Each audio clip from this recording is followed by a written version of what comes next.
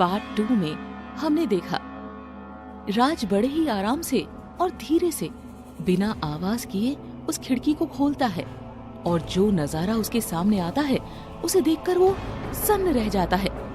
उसके सामने एक पूरे का पूरा सफेद कमरा होता है, पर वो सफेद कमरा खून से सना हुआ होता है। कमरे की दीवारों पर कुछ अजीब से ड्राइंग्स बने होते हैं, वो भी खून से। और कमरे में एक और पर कुछ कंकाल होते हैं जो दीवारों से सट के खड़े हुए होते हैं। राज ये सब देख ही रहा होता है जब कमरे का दरवाजा खुलता है और कमरे के अंदर कैप्टन, सुमित और नितिका अंदर आते हैं और वो बातें करते हैं। उसे राज के होश उड़ जाते हैं और वो कांपने लगता है। अब आगे। पर सबसे हैरान करने वाली बात तो ये होती है कि उन तीनों का पूरा शरीर सड़ रहा होता है, उसमें कीड़े मकोड़े भी रेंग रहे होते हैं। वो बहुत ही ज्यादा डरावने लगते हैं। तभी कैप्टन कहता है, सुमित, मैंने पहले ही कहा था कि मैं उनमें से सबसे अच्छे और स्वस्थ बच्चे का मांस लूंगा, और अब तुम कह रहे हो कि वो तुम्हें चाहिए। ऐसा कैसे चलेगा? देखो कैप्टन, तुम हर बार ऐसा नहीं कर सकते हो। हाँ, जब भी नया माल आता है सबसे अच्छे वाले पर तुम ही पहले हाथ डालते हो। इस बार ऐसा नहीं चलेगा। पर मैंने तुम सबको पहले ही बोल दिया था, इस शिप की सारी जिम्मेदारी मेरी ही है, तो इतना तो मैं डिजर्व करता ही हूँ। नहीं, इस बार नहीं कैप्टन, इस बार मेरी और नितिका की बारी है। और वैसे भी ये सारे ही बच्चे बहुत ही तंदुरुस्त हैं, तो कोई ज्यादा फर्क नहीं पड़ता है। उफ, चलो ठीक है, इस बार मैं मान जाता हूँ, पर अगली बार ऐसा नहीं चलेगा। वैसे कैप्टन, उन बच्चों के दोस्त, क्या नाम था उसका? हाँ, लोकेश, उसका मांस कहाँ है? वो तो यहीं पर है। ये बोलकर कैप्टन दीवार के पास जाता है जिस पे खून से ड्राइंग बनी होती है और कुछ मंत्र जैसा बड़बड़ाता है। ओम ब्रीम क्लीम चमन्ना नमः। वो ड्राइंग ग्लो करने लगता है और उसमें से लोकेश के शरीर का मांस बाहर निकल कर आता है। ये देखकर राज के होश उड़ जाते हैं। तो इसका इस्तेमाल कौन करेगा? कैप्टन ने कहा, इसका मांस मैं इस्तेमाल कर लेता हूँ। वैसे भी मेरा शरीर तुम दोनों से ज्यादा सड़ रहा है। ये कहते ही वो लोकेश का मांस खा जाता है और देखते ही देखते उसका शरीर नॉर्मल हो जाता है। नितिका और सुमित भी अपने नॉर्मल रूप में आ जाते हैं। और उन लोगों का मांस हमें कब मिलेगा? नितिका ने पूछा तो सुमित ने कहा, यही तो, वो लोग कहाँ भागेंगे? अरे जल्दी ही हमें मिल जाएंगे। सुमित ठीक कह रहा है, उनका काम भी जल्दी तमाम हो जाएगा। ये सुनने के बाद राज, जो ऊपर से उनकी सारी बातें सुन रहा था, सन्न रह जाता है। वो बहुत डर जाता है। वो फिर बिना कोई आवाज किए धीरे से खिड़की बंद करता है और धीरे धीरे पीछे की तरफ रेंगने लगता है। रेंगते रेंगते वो फिर से वापस कमरे में आ जाता है, जहाँ पर सब उसका बेसब्री से इंतजार कर रहे होते हैं। उसे देखकर अवंतिका कहती है, क्या हुआ भैया, क्या देखा आपने? राज के दिमाग में अभी भी वही सब बातें घूम रही होती है जो उसने अभी थोड़ी देर पहले ही सुनी थी। वो अपने होश में नहीं होता है। उसे ऐसा देखकर बाकी सब घबरा जाते हैं।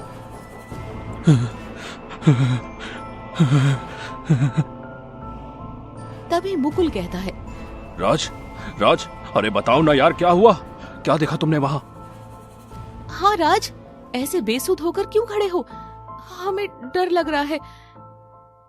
टीना ने कहा, राज कुछ तो बोलो। राज सबकी आवाजें सुनकर अपने होश में आता है और जाकर बेड पर बैठता है।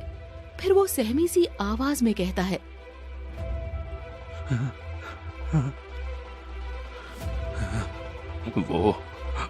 वो वहां पे एक कमरा, खून खून। लोकेश, हमें हमें हमें यहां से फौरन जाना होगा।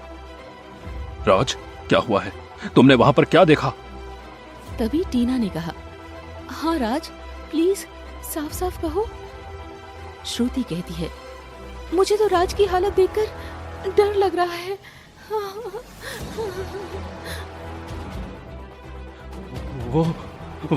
वो मैं वहां रेंगते रेंगते गया और कुछ 5-7 मिनट बाद एक छोटी सी खिड़की दिखी मुझे, और उसे खोलने के बाद मुझे एक पूरा सफेद कमरा दिखा, और वो कमरा खून से सना हुआ था, और वो कैप्टन, सुमित और नितिका, वो तीनों बातें कर रहे थे। लोकेश का मांस उनमें से किसी एक क्रू मेंबर ने अपने शरीर पर लगाया हुआ है।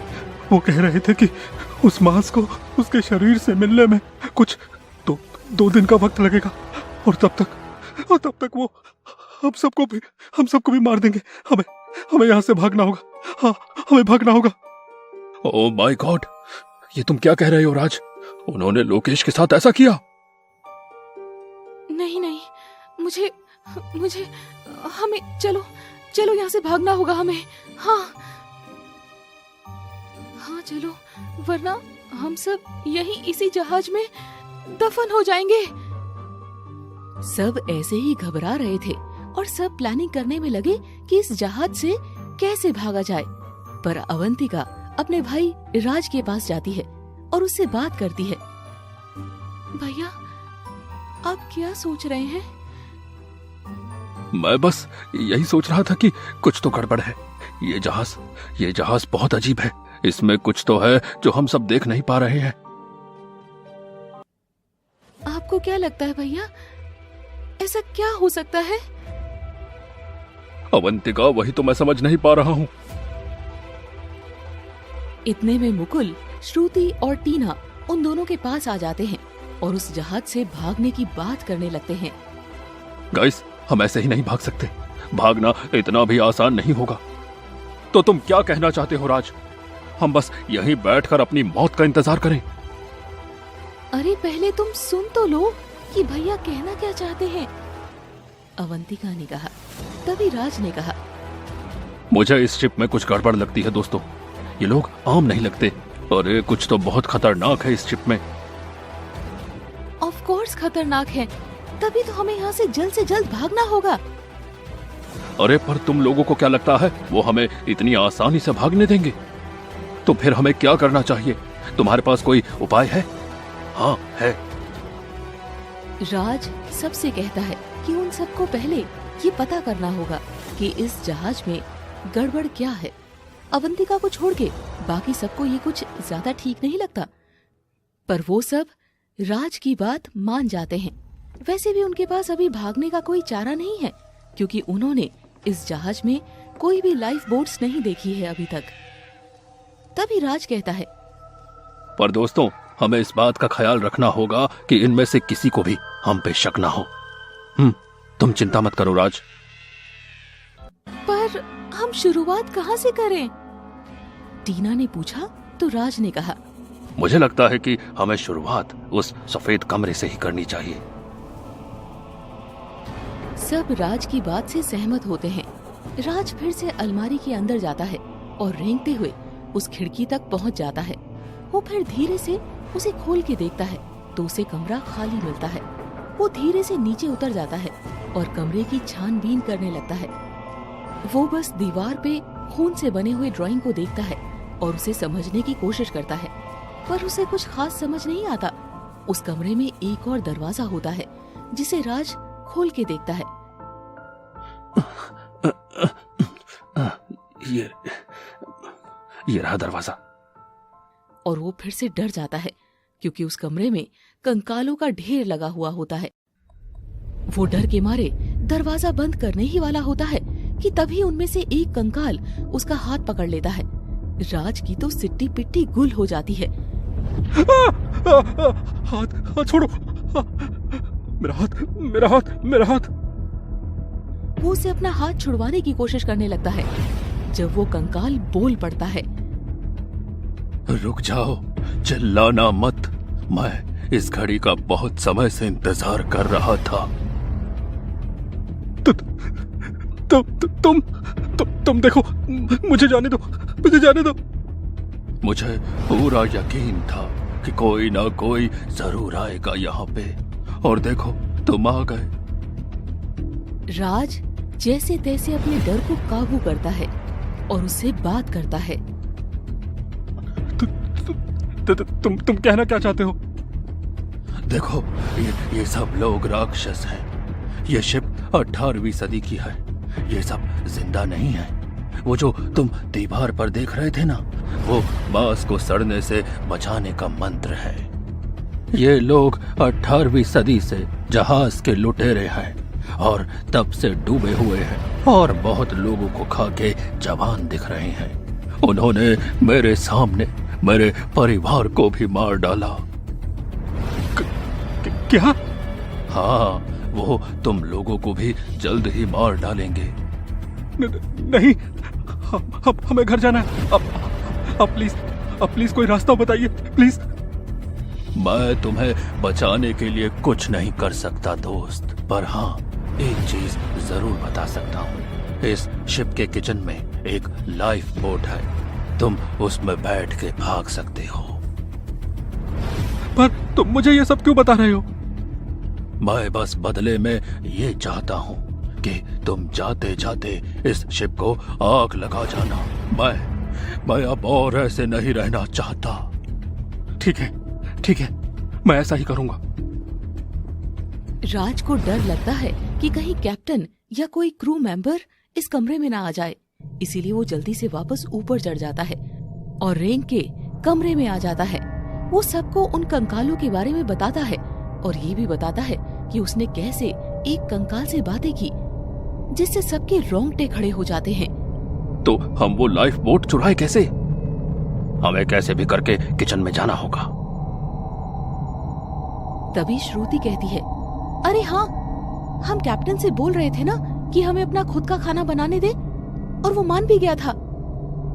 हाँ, मैं भी यही सोच रहा था। तभी टीना ने कहा, तो हम अभी जा रहे हैं? अभी शाम के 7 बज रहे हैं। कैप्टन अभी किचन में ही होगा। हम थोड़ी देर और रुक के जाते हैं, तब तक वो लोग खाना खा चुके होंगे। हाँ राज, तुम सही कह रहे हो। तो सब कमरे में बैठकर इंतजार करते हैं और जहाज से भागने का प्लान बनाते हैं। देखते ही देखते रात के 9 बज जाते हैं और वो सब डेक पर चले जाते हैं। तभी अवंतिका कहती है, जी वो हमें अपने लिए खाना बनाना है, हमें आपका किचन इस्तेमाल करने की इजाजत है? तभी कैप्टन ने कहा, हाँ बिल्कुल, मैंने तो सुबह ही इजाजत दे दी थी आप लोगों को। जी शुक्रिया, हम सब किचन में जा सकते हैं। पर आप सबको क्यों जाना है? श्रुति ने कहा, जी वो दरअसल हम सब ने डिसाइड किया है कि हम अपना अपना खाना खुद बनाएंगे। अजीब है, पर चलो ठीक है, सब जा सकते हो। हम सब तो सोने जा रहे हैं, अगर कुछ चाहिए हो तो मुझे बुला लेना, नितिका ने कहा। तो श्रुति ने जवाब दिया, जी जरूर। सारे क्रू मेंबर्स फिर एक एक करके चले जाते हैं। वो पांचों फिर जल्दी से किचन में जाते हैं। वहां देखो, वहां देखो, वहां देखो, वहां ढूंढ, वहां देखो, मिल गई। और थोड़ा ढूंढने के बाद उन्हें लाइफ बोट मिल जाता है। वो जल्दी से उसे लेकर किचन के बाहर आते हैं और तभी नितिका और सुमित डेक पर आ जाते हैं। नितिका कहती है, अरे वो मैं तुम लोगों को बताना भूल गई थी कि ये सब क्या है। हे, तुम लोग ये क्या कर रहे हो? पांचों दोस्त घबरा जाते हैं। तुम लोग जाओ, बोट को पानी में फेंको और जल्दी से जहाज से नीचे उतरो, जाओ। सब भाग जाते हैं और एक एक करके शिप से नीचे उतरने लगते हैं।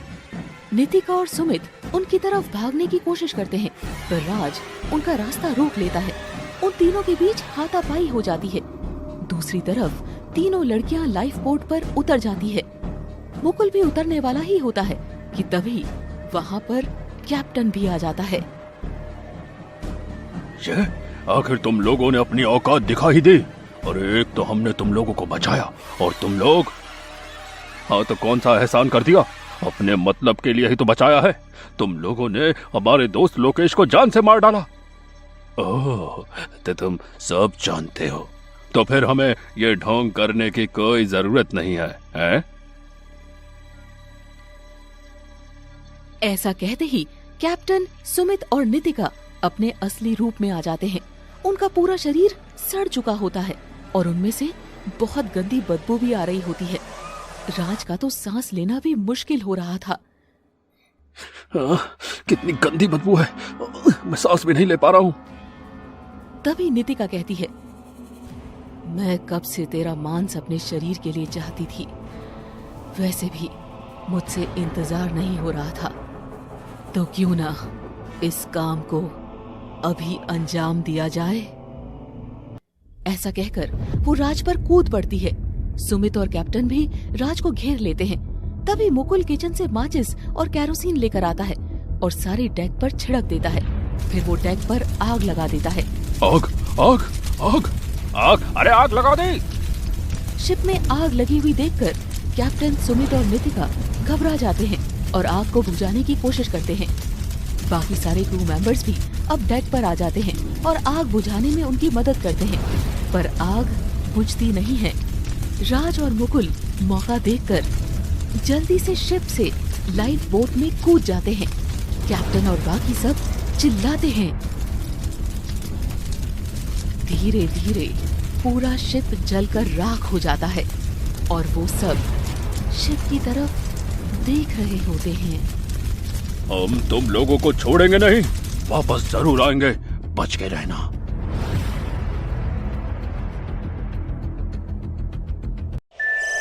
Thanks for watching Scary Drive. Please like, subscribe and share with your friends.